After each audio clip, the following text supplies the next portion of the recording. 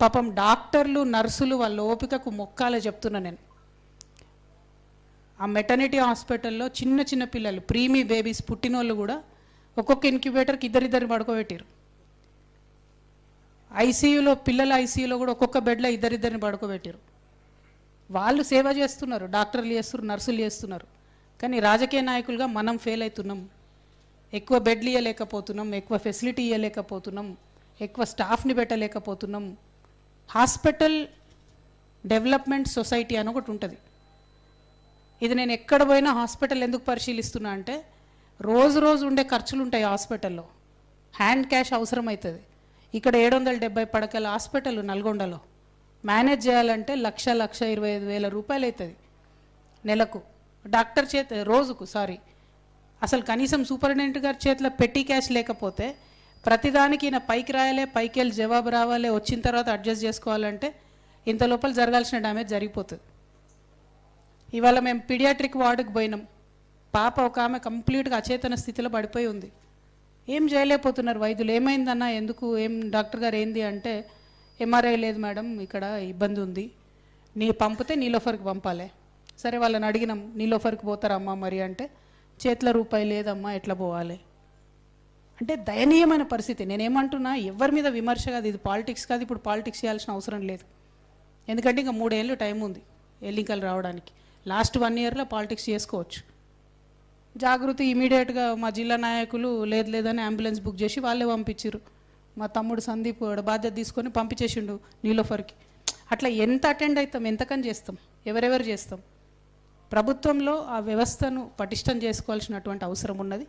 At the same time gynaecology వార్డులో చాలామంది చదువుకున్న అమ్మాయిలు చూస్తున్నటువంటి డాక్టర్సు, హెల్త్ మినిస్టర్ గారికి నేను రిక్వెస్ట్ చేస్తున్నా, డెలివరీ అయ్యే టైంలో కొంత మంచి ప్రైవేట్ హాస్పిటల్కి పోతే ఎపిడ్యూరల్ అని ఒక మందు ఇస్తారు.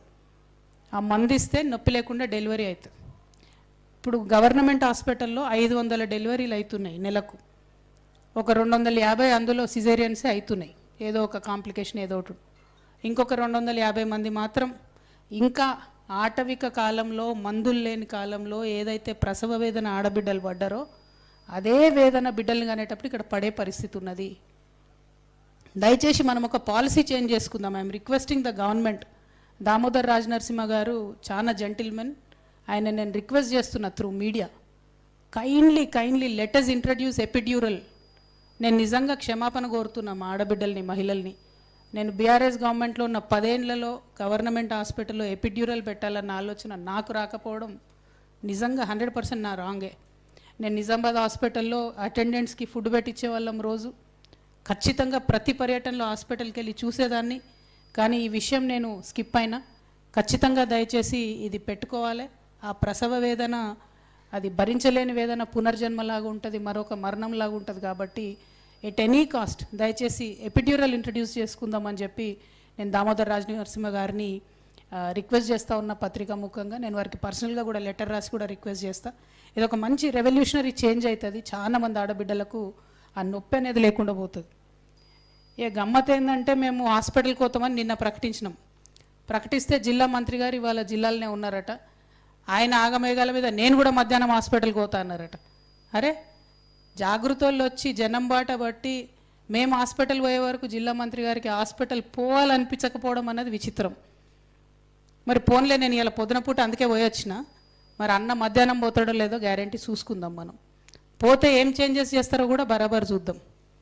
ఇంకొక మాట, కోమటిరెడ్డి వెంకటరెడ్డి అన్న పెద్ద మనిషి, అన్న నీకు నాకేం పంచాయతీ ఉందన్న, ఏందో మా పిల్లలు 2 బొమ్మలు 2 ఫ్లెక్సీలో పెట్టుకుంటే పొద్దుగల్లేసి అన్నీ తీసి పారేసిరట. ఎందుకు తీసి పారేసిరని అడుగుదామని పోతే పోలీసు వాళ్ళు అరెస్ట్ చేసిరట వాళ్ళని. అవసరమా అన్న? 2-3 చిన్న పిల్లలు, జాగృతి పిల్లలు ఏదో చేసుకుంటారు వాళ్ళ పని వాళ్ళు. జర మీ పోలీసు వాళ్ళకి చెప్పి మా పిల్లల్ని రిలీజ్ చేయమని నేను కోరుతా ఉన్నా. ఎందుకంటే నేను ప్రజా సమస్యలు మాట్లాడడానికి వస్తూ ఉన్నా తప్పితే ఏదో పాలిటిక్స్ చేయడానికి వస్తలేను. పాలిటిక్స్ చేసినప్పుడు నల్గొండలో డెఫినెట్గా మీకు పోటీదారులు గట్టోళ్ళని మంచిగా దింపుతాం. ఆ టైంలో పాలిటిక్స్ చేద్దాం. ఇప్పుడు మాత్రం దయచేసి అనవసరంగా మీరు జాగృతి కార్యకర్తలతో పెట్టుకోకండి. జాగృతి కార్యకర్తలతో పెట్టుకున్నాడు ఎప్పుడు కూడా బాగుపడలే.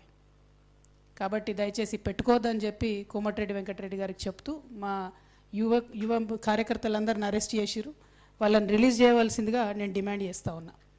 ఇక ఇంకొక విషయం, నల్గొండ జిల్లాలో ప్యాడీ దాదాపు ఈసారి estimation 13.44 lakh metric turns, 13,44,000 metric టన్నుల ధాన్యం మన నల్గొండలో ఉత్పత్తి అవుతుందని అనుకుంటున్నారు. దీంట్లో మీకు అడ్వాంటేజ్ ఏంటంటే మిర్యాలగూడ హబ్ కాబట్టి రైస్ మిల్స్కి వాళ్ళే దాదాపు 5-6 లక్షల టన్నులు కొనేస్తారు, మెట్రిక్ టన్నులు. సో ఇంకా సగమే ధాన్యం గవర్నమెంట్ ప్రొక్యూర్ చేయాలి. ఓకే, గవర్నమెంట్ ఇచ్చుకున్న టార్గెట్ 6.3 ల్యాక్ మెట్రిక్ టన్స్ కొనాలి, 6,30,000 మెట్రిక్ టన్నులు. అంటే దానికి మినిమం 1000 కొనుగోలు కేంద్రాలు అవసరమవుతాయి. మరి ఇప్పటి వరకు మీ ప్రభుత్వం తెరిచింది ఎంత అన్న కోమటిరెడ్డి వెంకటరెడ్డి అన్న? 3